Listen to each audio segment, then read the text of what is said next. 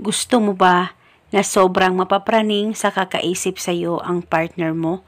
Lalong-lalo na kung may tampuhan kayo sa isa't isa at nararamdaman mo na ikaw ay baliwala na niya. Kaya gusto mo na ikaw lamang ang pagkakaisipin niya at siya ay mapapraning sa kakaisip sa iyo. Kaya gawin itong ritual na ibabahagi ko sa inyo ngayon. Nang sa ganun, isa itong gabay para makatulong na maging okay at maayos kayong dalawa ng partner mo. At dapat 100% ang paniniwala mo sa mga ganitong pamamaraan. Pwede ito gawin sa kahit na anong araw o oras na gusto mo. Ang gagawin mo lamang ay kunin mo ang cellphone mo at hanapin mo ang larawan niya dyan sa cellphone mo. At pagkatapos, pakatitigan mo lamang ito ng maigi. Pakaisipin mo siya ng mabuti, mag-focus at mag-concentrate ka. At ibulong mo ang mga salitang ito.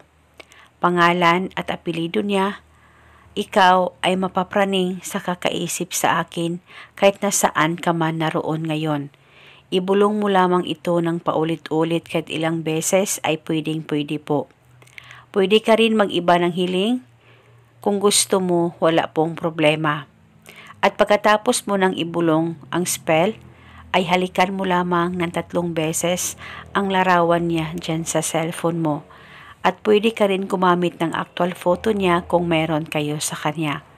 Basta dapat 100% ang paniniwala mo sa mga ganitong pamamaraan nang sa ganon mapadali po ang talab nito.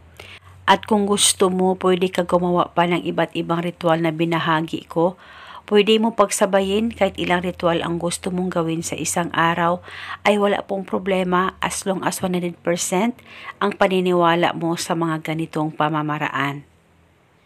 At itong ritual na ibinahagi ko sa inyo ngayon ay gawin ito 1 beses sa isang araw sa kahit na anong oras na gusto mo. At gawin ito hanggang kailan mo gusto. At eto muna sa ngayon, maraming salamat po sa panunood. May God bless us all.